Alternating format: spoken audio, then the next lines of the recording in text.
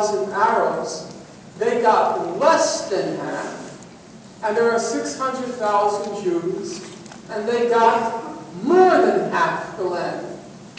How did that come to be?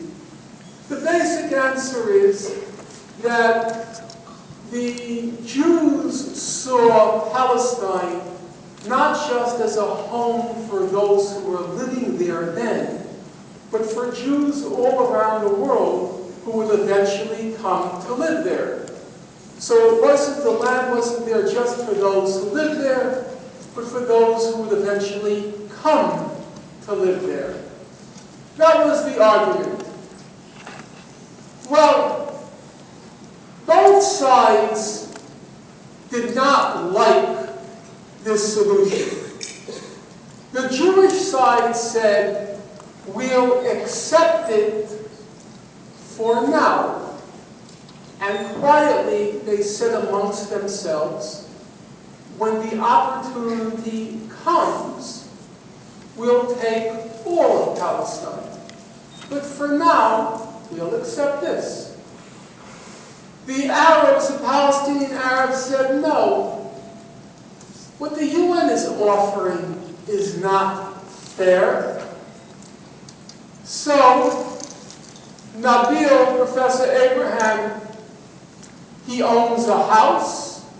I stayed at it last night, a very nice home. And say,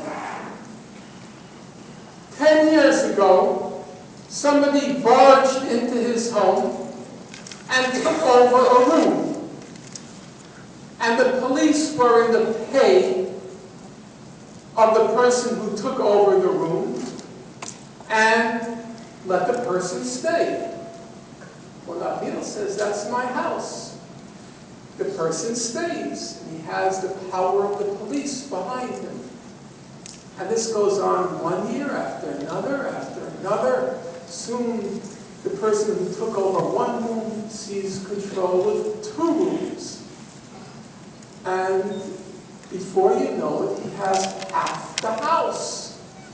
Nabil, enraged, he goes to court, and the judge decides, okay, let's have a compromise.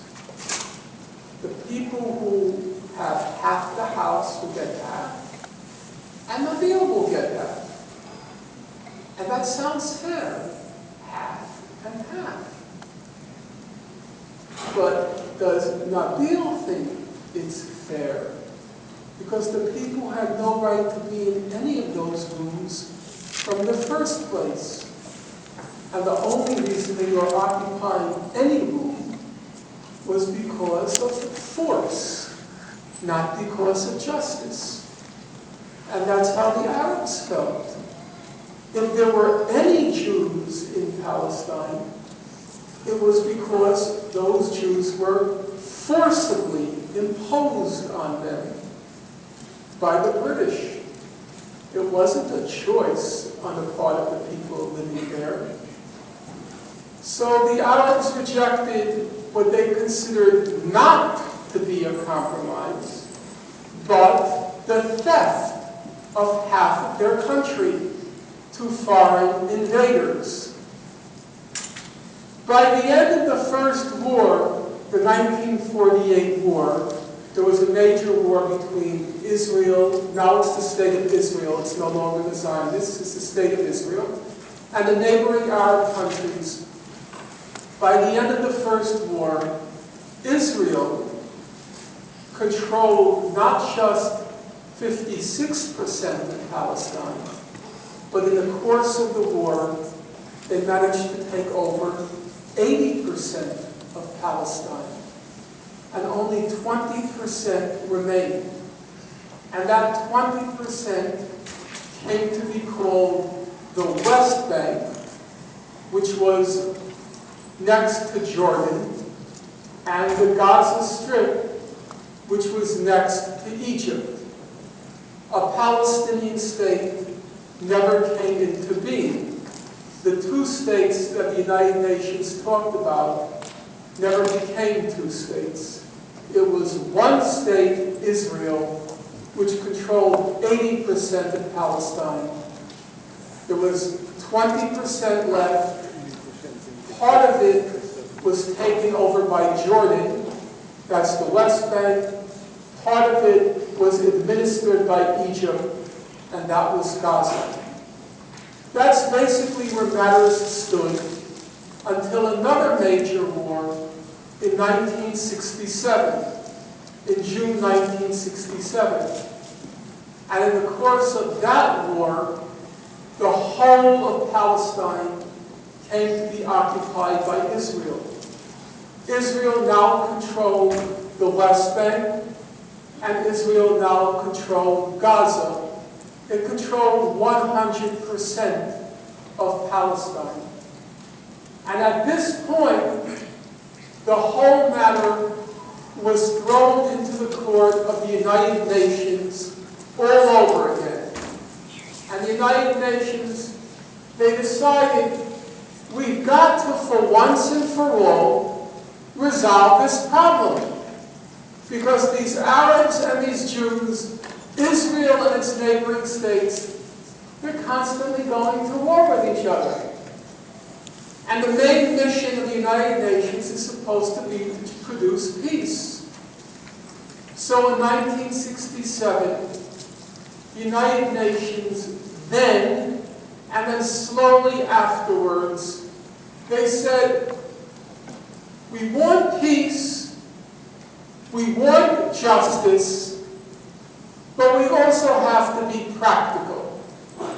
Because when you try to do things which are impractical, you start creating new problems. And then new problems means we drift further and further away from peace. And the mandate, the purpose of the United Nations is to try to produce peace. That's its main goal. So the challenge for the United Nations is how to be principled, how to be just, but also how to make peace. And that's not always so easy, to be principled and just, but also want peace. So what did the United Nations say?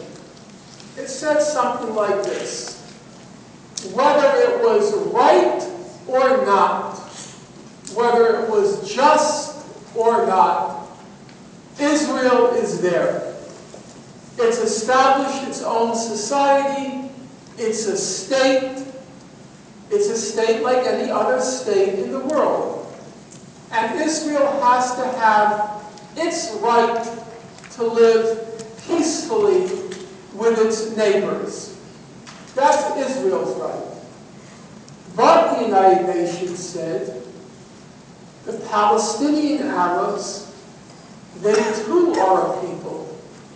And they have a right to their independence, to their self-determination. They have the right to their state. And so the United Nations said, what seems just now, but also practical now, is we're going to call for two states. Israel, in the 80% of Palestine that it created in 1948, not the 56%, but the 80% of Palestine that it created in 1948, because time has passed and that 80% is now a state.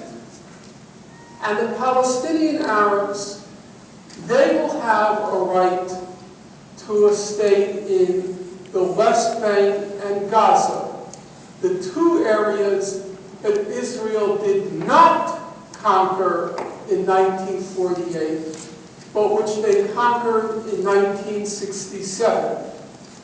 So whenever you hear about the West Bank and Gaza, the West Bank and Gaza are the last remnants of the historic homeland of the Palestinians, which the United Nations